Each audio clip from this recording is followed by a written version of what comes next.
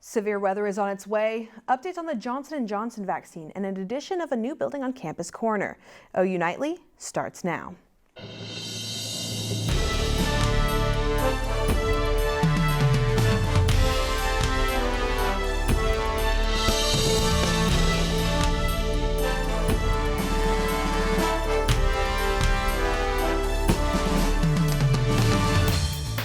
Thank you for watching OU Nightly. I'm Sofia Olivas. And I'm Zaria Oates. Our top story of the day, thunderstorms. And there's a serious chance we could see them tonight. Emma Landeros joins us live with details. Emma, I really hope you're staying dry out there. Definitely not staying dry out here. We've had showers on and off throughout the past couple of hours. We have lots of severe thunderstorms to our west right now. We have a severe thunderstorm watch issued for our southern counties. That is going to expire at 8 o'clock. And then we have a tornado watch issued to our western counties. That is going to expire at 9 o'clock. We here at Norman, we are currently at an enhanced risk, and with this enhanced risk, our main threats are going to be hail up to baseball size and gusty winds. Later on in the show, though, Reece is going to give you more details on that, what you can expect for your weekend, and more severe chances coming in on Tuesday. Back to you. Thanks, Emma. The man that left one Tulsa police officer dead is still awaiting trial. Grace Whitten has more information on this delayed case. Zaria, the trial for David Anthony Ware has been delayed as of today. Ware is facing 5 felony charges relating to the shooting of Tulsa police officer Sergeant Craig Johnson and Officer Arash Zarkashan. All right, David. So do you have a driver's license? The shooting happened at a routine traffic stop after the officers asked Ware to get out of his car more than 40 times. Step out of the car. I cannot be any more clear than that. When wrestling to get Ware out of the car, Ware fired, hitting both officers at least once in the head before running off. Sergeant Johnson died shortly after the incident, and Officer Zarkashan survived, returning back to light duty 5 months after the shooting. The state is seeking the death penalty for Ware, and the delayed trial is now set for October 15th, 2021. The getaway driver, Matthew Hall, was convicted of accessory to murder and accessory to a felony and sentenced last month to 24 years in prison. Sophia, back to you. Thank you, Grace. The Oklahoma Bureau of Narcotics says it's busted an illegal marijuana sales raid near Guthrie. Investigators say the pot seized is illegally licensed to grow in Oklahoma, but is being sold on the black market. Agents have detained 10 people, and a second warrant is being served on the home where they were living. President Biden is highlighting the economic opportunities that come with climate action on the second day of the Leaders Summit. On Earth Day, he announced an ambitious goal to reduce greenhouse gas emissions. He now shines a light on how the U.S. can achieve this. Yes, thank you for joining, and John, thank you for putting this together. We've made great progress, in my view, so far. And I'm grateful to all the leaders who have announced new commitments to help us meet the existential threat of climate change. This summit is a start of a road that will take us to Glasgow for the UN Climate Change Conference in November, where we're going to make these commitments real, putting all of our nations on a path to a secure, prosperous, and sustainable future. Biden says by 2030, the U.S. plans to reduce its greenhouse gas emissions by 50 to 52% below its 2005 emission levels. These goals are part of the Paris Climate Agreement that Biden rejoined upon taking office. The city of Norman announced the homeowner tree relief program, which would determine if trees impacted by the October 2020 ice storm should be pruned or removed. City foresters will maintain all insurance information and work with certified arborists for quotes. All homeowners within the CDBG target area are eligible to have any debris caused by the storm removed. To register for the program or to check if your home is in the target area, visit normanok.gov. Campus Corner could have a new hotspot with groundbreaking of a $25 million structure. Noun Hotel is intended to assist with game day traffic, serve as an event venue, and just be a cool place for college students and their parents to hang out. With 92 rooms, a banquet hall, and a restaurant and bar, Noun managing partner Scott Lambert says the hotel will be a great source of tax revenue for the city. The hotel is expected to be completed by summer of 2022 and open that December. Now, tomorrow is National Prescription Drug Take Back Day. You can safely dispose of your old or unwanted medications at drop-off locations instead of throwing or flushing them away. These medications are taken and turned into renewable energy. When dropping off meds, keep them in the bottle with the label on. And don't worry, your privacy will not be violated in this process. The Center for Poison and Drug Information says having old drugs in your homes mean they could end up in the wrong hands. It's just a good idea to keep things, of course, locked up and stored properly and then disposed of when you're done with it. It's not a good idea to keep a lot of old medication or unused, unwanted medication around. There's just the potential for so many accidents. There are several drop-off locations across the state, including Norman PD and Walgreens on Main Street. You can see other locations on Oklahoma Bureau of Narcotics website. Today, CDC advisors recommended resuming the use of the Johnson & Johnson COVID-19 vaccine. The vaccine's rollout has been on pause for over a week, but in a 10-4 vote today, the CDC decided that the vaccine should be returned to the market. Out of almost 8 million doses, the CDC knows of 15 women and 1 man who've developed the rare blood clots linked to the vaccine. The CDC made their decision, but the FDA also has to approve the panel's recommendation. Now, the state epidemiologist says at least 1 person in Oklahoma has died due to COVID after receiving the coronavirus vaccine. State health investigators are looking into what exactly happened in that case, but say at this time they have no other information. Meanwhile, there are 304 new COVID cases in the state reported today, bringing the total number of active cases to a little more than 10,000. The death count, according to the CDC, is just over 8,200.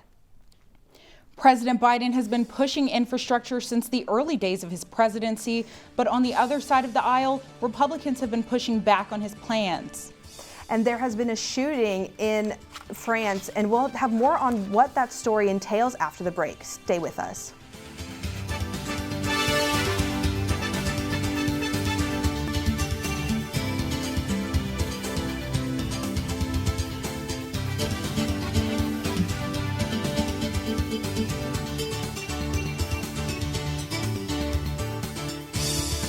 Welcome back to OU Nightly. Infrastructure has been a high priority for President Biden since releasing his $2.2 trillion plan, but not everyone is on board. So a new version of this plan has been drafted.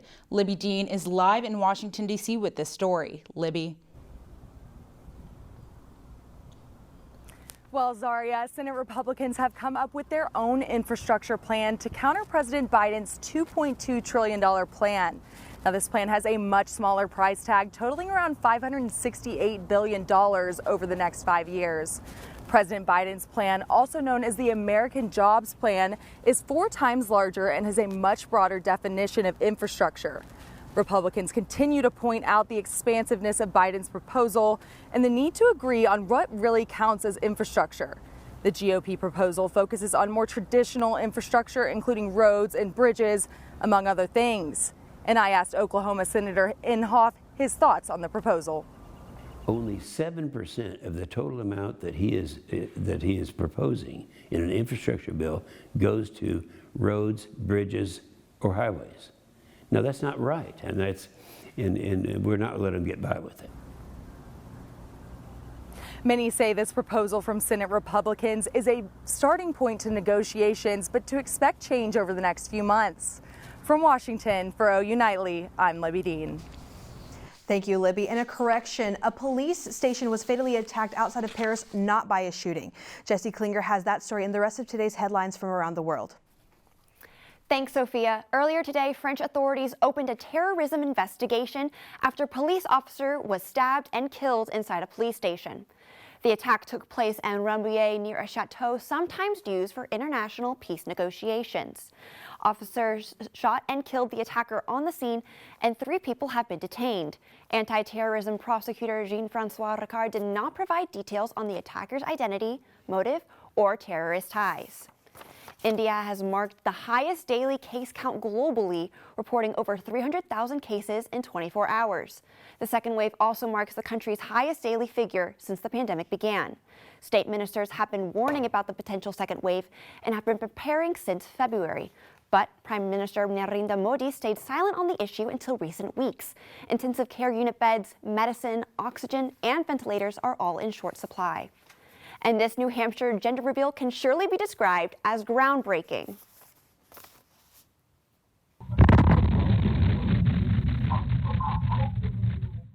Police say 80 pounds of illegal over-the-counter explosive called tannerite was detonated as a part of a gender reveal.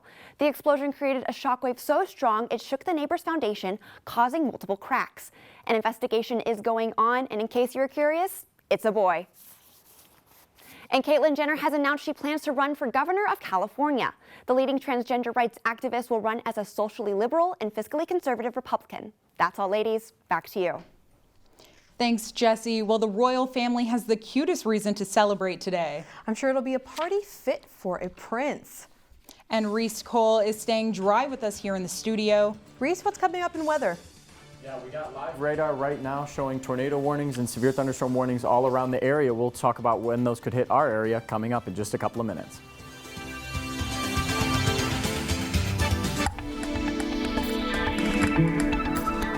Welcome back to OU Nightly. Springtime in Oklahoma. You can see a severe thunderstorm warning was actually just issued in the metro. This expires in 30 minutes. We do have a tornado warning down near Texas and the Oklahoma southeastern portions of the state. That's heading westward. And we also have this one in Ardmore that was just issued. That one expires in 30 minutes as well. But this one we'll be keeping an eye on. It's actually heading due northward. This one heading a little more northeast. We'll be keeping an eye on those here at OU Nightly as we head throughout the evening.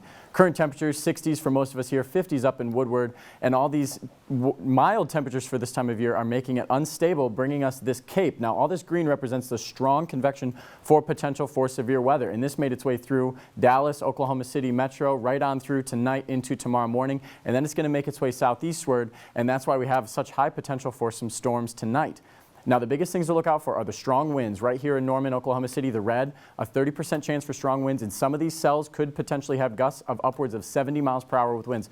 So be sure to have everything outside buckled down because it will be gusty. And as for hail, the southeastern portion of the state has a higher chance for some hail. It could be golf ball size or upwards of baseball size as well. Please be sure to have your cars in garages or under awnings if you do.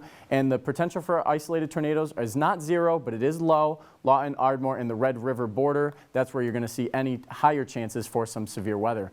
But throughout the evening, we need to be in mind for these tornado sheltering tips. Now, if you have a house without a basement, be sure to head to the most inner portion of the house, away from all windows, most likely your bathroom, in a closet. Stay away from everything like that. Tuck your head and neck, and do not stop under bridges and overpasses if you are out driving. Mobile homes are also not a safe shelter as well, so be weather aware as we head throughout this evening.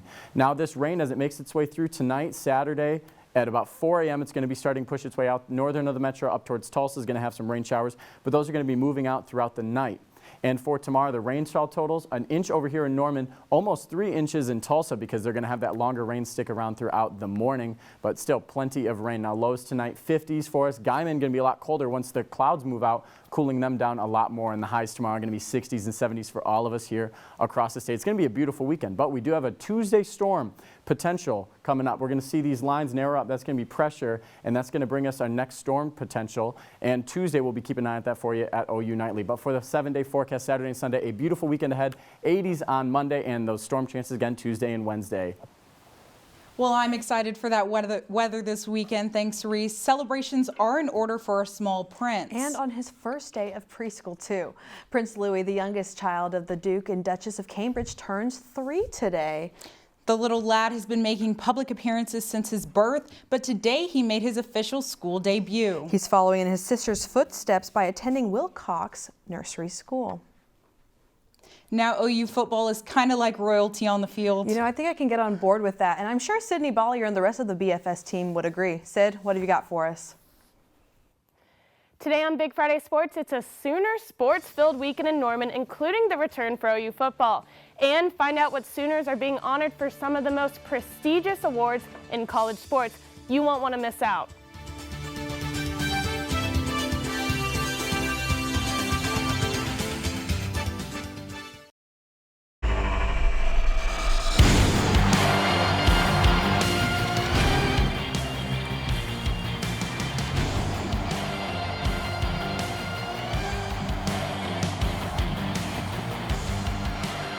Ben, it's finally the end of the week, and you know what that means. I know, Sydney. I've been waiting all week for the spring game. Well, I was talking about Big Friday sports, actually. Oh, yeah. But I mean, now that we're on the subject, let's talk some spring game football. You're right. The boys are back as they hit the gridiron for the red versus white scrimmage this Saturday at 4 p.m. My player to look out for is freshman phenom Caleb Williams, with a lot of hype as the top-ranked QB in his class. I'm excited to see him showcase his skills for the first time in front of the Sooner faithful. I'm excited to see him too, but my player to watch is freshman wideout Mario Williams. The speedy wide receiver has been showing off his quickness since he stepped foot on campus. He should be a nice compliment for Spencer Rattler in the passing game this season. And Ben, we have a lot more action going down in Norman besides football. The red-hot #1 ranked softball team is hosting the Texas Tech Raiders this weekend. Sydney, they may have had a bump in the road on Tuesday, losing their winning streak to Georgia, but they quickly bounced back in Game 2, and they'll look to put away the series against Tech. First pitch is tomorrow at 1 p.m. at Marita Hines Field. And if you can't get into the softball game, don't forget Sooner baseball is also in town this weekend. Instead of playing tonight due to inclement weather, the guys are hosting Georgia Southern in a doubleheader tomorrow. Game 2 will begin 45 minutes after the first game ends, and the series finale will be played Sunday at 1 p.m. And if you aren't really in the mood for Diamond, track is back to host their 51st annual John Jacobs Invitational.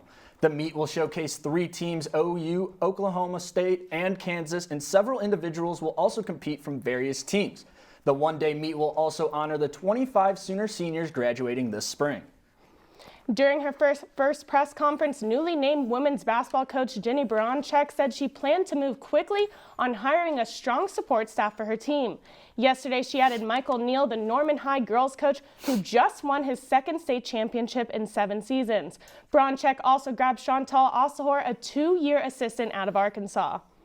The spring Sooners have been working hard, and that work isn't going unnoticed. After grabbing 3 individual NCAA titles and 5 NCAA All-Americans at Nationals, for the first time in her career, Anastasia Webb is named a finalist for the 2021 Honda Sport Award. The honor is given to the top woman in NCAA sports. And it's not just the gymnast pulling an honors bin. The softball team is grabbing all types of accolades. Senior utility Jocelyn Allo and freshman infielder Tiara Jennings are 2 of the 25 finalists up for the 2021 Softball Collegiate Player of the Year, the most prestigious award in college softball. All 3 of those women sure know how to win. That they sure do, but as far as the Thunder, maybe not so much. Stick around because when we come back, Ben and I will break down the Thunder's matchup with the Wizards, straight ahead on Big Friday Sports. Welcome back to Big Friday Sports. We got plenty of color out here for you. Oklahoma City Metro, just west of downtown, has a severe thunderstorm warning issued. That's heading northward. Ardmore has one issued expiring at 5:15. That one's heading northeastward, and then a couple out in Texas. And these storms are going to be making their way into the Metro and Norman area tonight into early tomorrow morning, and that's where we're going to have more chances for some severe weather. But what we do have this weekend, once the rain clears out tonight, we do have our game day forecast. Spring football is back for Oklahoma, and Oklahoma Crimson takes on the Oklahoma Cream. Kickoff for that game is 4 p.m., 70 degrees, a few clouds moving, but they're going to be shifting out, and 68 degrees by the end of the game. Be sure to enjoy it and get out there and enjoy it. Back to you guys at the desk. Thanks, Reece. Terrence Clark, a freshman guard at the University of Kentucky, died in a car accident in the Los Angeles area on Thursday afternoon. Clark was by himself in his vehicle when he ran a red light and collided with another vehicle. He was 19 years old. Many around the game of basketball mourn the loss of one of the game's brightest young stars, including Celtics head coach Brad Stevens, who struggled to get through last night's post-game press conference.